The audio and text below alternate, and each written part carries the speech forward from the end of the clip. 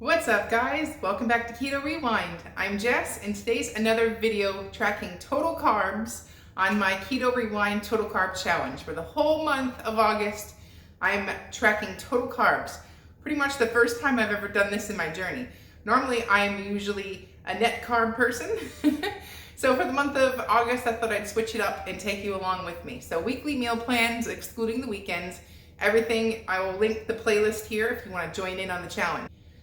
So today's another full day of eating keto while tracking total carbs. So I'm going to take you through lunch, a snack, and then I'll meet you right back here.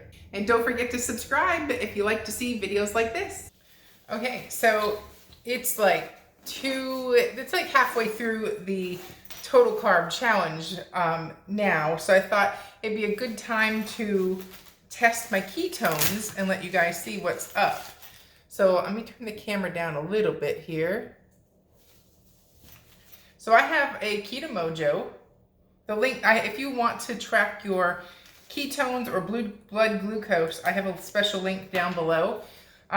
Personally, I think it's a good investment, and the main reason is you know what happens to you based off of what you eat. Okay, so the cool thing about a Keto Mojo or a blood ketone meter, glucose monitor, it's all in one, and you will be able to test when you eat something to see if it affects you, if it spikes your glucose, that kind of thing. So, or if someone makes a claim that there's no glycemic impact or something like that, you can test for yourself if it does have that, if that is the case. So I have learned a lot tracking ketones. The reason I do not recommend testing your urine with a test strip is because that is way too subjective in results. If you're dehydrated, it'll show you are way in ketosis. If you're drinking plenty of water, it would give you a lighter or diluted result. So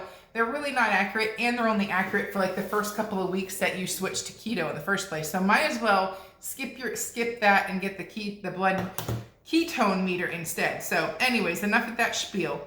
I am going to put a little strip in here, and that's what it looks like.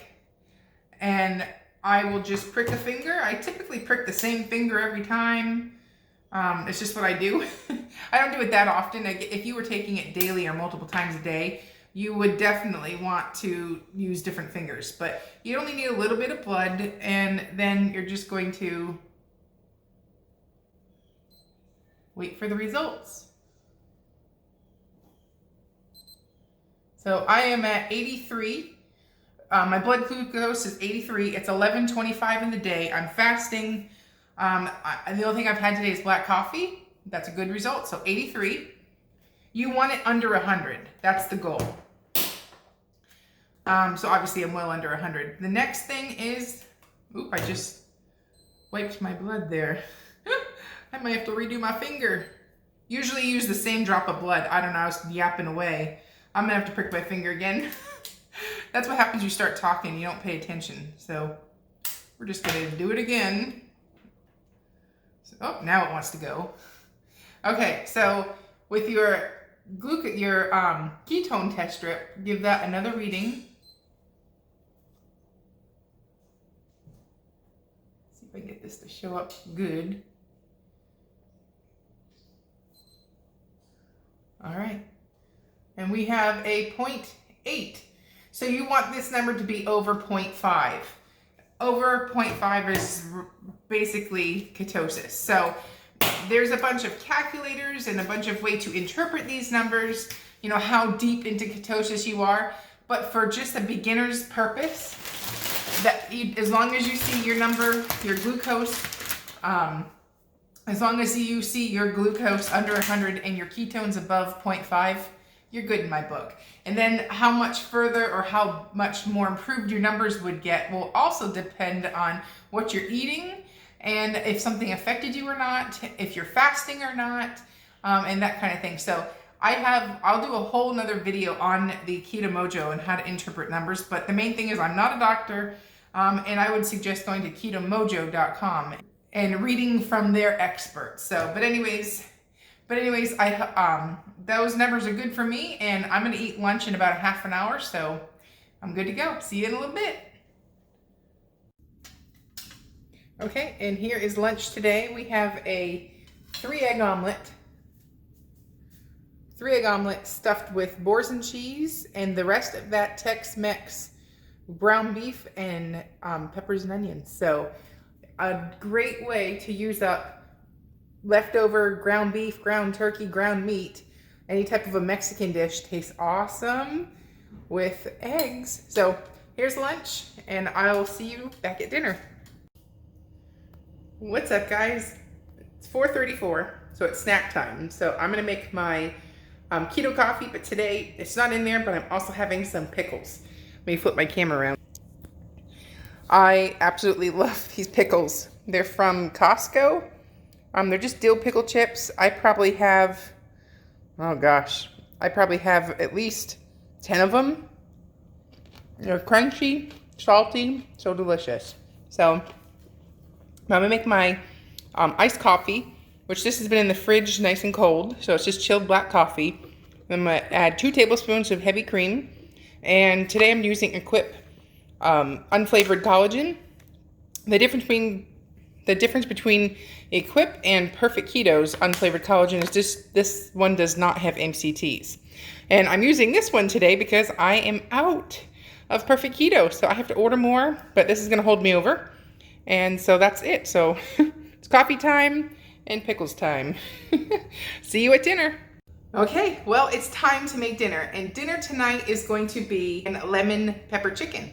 So I'm gonna grill the chicken, and then I'm just gonna bake the asparagus. It's a real easy dish. If you wanted to do keto meal prepping, it would be a great option to do. Obviously, I'm cooking for today, but this would be easy if you had the containers to cook it all up, and this makes 4 servings.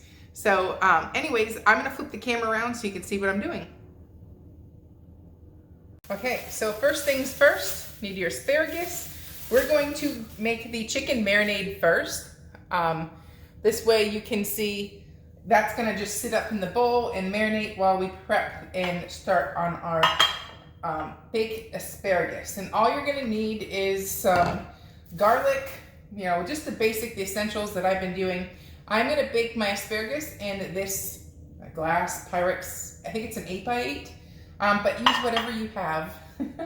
I did get some feedback or some questions about my bowls that I used the Tex-Mex stuff in the other day. These are made by Mulberry.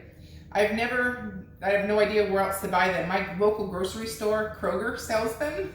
So that's where I found them. But the brand is Mulberry. So anyways, I'm hoping this is a pound of chicken tenderloins. It's the last one I have. I'm gonna switch to breasts probably in the next video. But chicken tenders, chicken breasts, chicken thighs, whatever. This is a great marinade for chicken in general. So I'm just going to open this chicken up, and I'll meet you right back here. Okay, so I have 1 pound even of raw chicken breast. And I'm just gonna make an easy marinade that tastes fantastic on the chicken. Obviously, if you have fresh lemons, it's better to have fresh squeezed lemons. But like I said, I've been away for a couple weeks on vacation, so we're just restocking the pantry, and I don't have lemons yet. So about a solid 2 tablespoons of lemon. And then I'm just gonna put a tablespoon, which I'm definitely gonna measure this. Tablespoon of avocado oil. Measure your oil, and that's just going to help the chicken not stick, make the marinade kind of work and play nicely with each other. And of course, salt and pepper. I got this off of Amazon. I'll also link that below. A lot of people like my kitchen gadgets. But you know, probably a hefty half teaspoon of salt, 1/4 teaspoon or so of pepper. We like pepper, so. But again, one of the things that I learned long into my journey was ground pepper. Unless you grind it yourself, there is actually starches in there to help it. So, or like silicones or stuff like that. So fresh cracked pepper with a grinder is actually the best way to go. Garlic powder. Not afraid of garlic in this house. because I'm Italian, and oregano. Oregano is a fantastic seasoning to cook with, and it works so well with this recipe. All right, and then toss this around and just kind of let this marinate in this lemon pepper marinade. And we'll let this hang out while the asparagus is prepped and ready to be put in the oven. It should take about the same cooking time. So anyways, that's what we have going on here. So set this aside, and next let me get out a cutting board.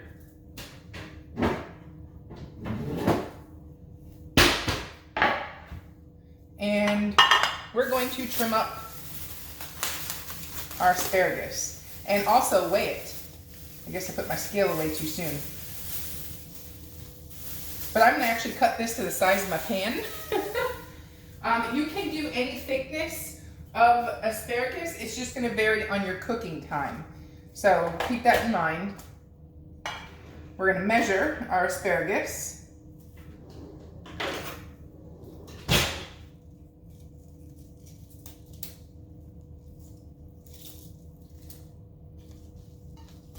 I did that wrong. I usually take the tops off.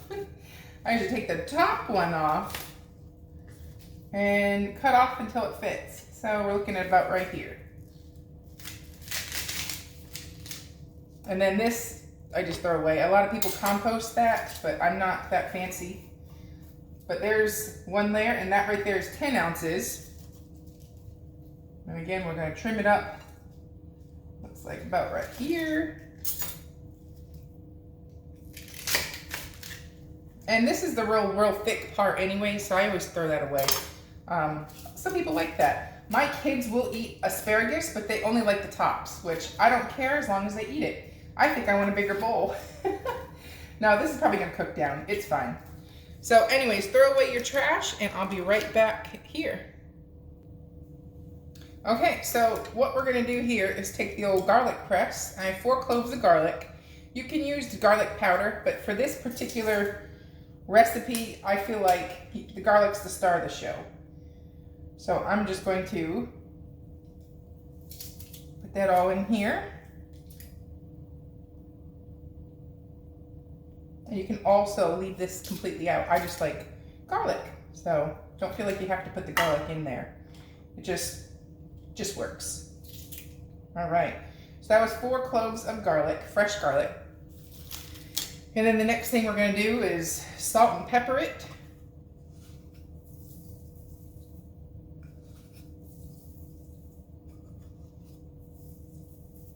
To your taste.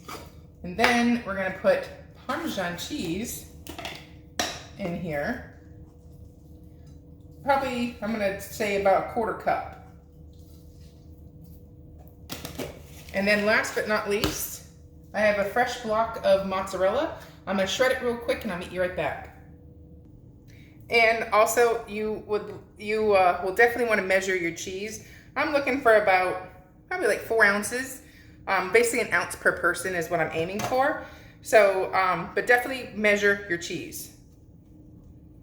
And you can use shredded in a box already. Don't feel like you have to shred your own, but you do save on a lot of just buying it in bulk, I guess, like this. You save, you can get a better quality cheese like this. And also, you're gonna cut down on those extra starches and stuff that they add up. So I'm gonna finish this and I'll be right back. Okay, and here is what 4 ounces of mozzarella cheese looks like. It's not much. Unfortunately, it adds up pretty quick. So let's move the camera around and finish up what we got started here. Okay, so I'm gonna take, being that there's going to be plenty of oil in the cheese, not oil, but fat, because the full fat or whole fat mozzarella, I'm not gonna add but maybe a tablespoon total of just a drizzle of avocado oil. And that's just to make sure nothing does stick, but it's gonna get plenty of oil from the cheese. So I'm using my hands, look away food police, but it's the best way to do it. And you wanna get all that garlic mixed up very well. And it already smells fantastic. So This is a very tasty dish, I promise. You can smell that fresh garlic coming through, all that cheese. Oh, and there's one other ingredient I didn't tell you about. Another reason why I'm not going to add a ton of fat on top of it all. And I'm just going to pick up all this garlic and put it on top. The next ingredient is heavy cream. So let me wash my hands and I'll be right back. Okay, so we've got some heavy cream here and we're just going to drizzle, but don't overdo it with the cream. We're already going to put cheese on here. And obviously there's carbs in the asparagus, although I feel like it's negligible, but pay attention to how much you put on. I'm gonna drizzle all in here.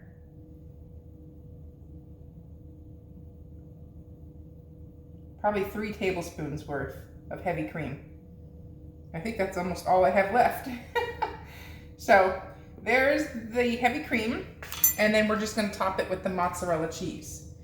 And I kid you not, this is such a tasty, tasty, tasty side dish. Now, remember I said you know, too much dairy starts adding up with me. That's why you haven't seen a ton of dairy recipes like this, because my body's not a huge fan of dairy every day, all day. So I still have my dairy, I just don't have it every day. So I have it like once a week. I mean, unless you include my coffee. I do have this every day. So anyways, I'm gonna pop this in the oven at 400 degrees for about 25 to 30 minutes. And in the meantime, we're gonna grill up our chicken. All right, there is the asparagus. Nice and cheesy and bubbly and tender. And then obviously the grilled chicken. So next I'm gonna plate it. All right, and there you have it. Cheesy asparagus and lemon pepper chicken. Yum, yum, winner, winner, chicken dinner, again. Alrighty, well, that's another full day of eating keto. I hope you enjoyed this video. I haven't really heard too much feedback on the macros. We like that part at all or not. So comment below if you like to keep seeing the macros. And I will catch you back here, same time, same place tomorrow for another full day of eating. I'm Jess, and you're watching Keto Rewind. Bye-bye.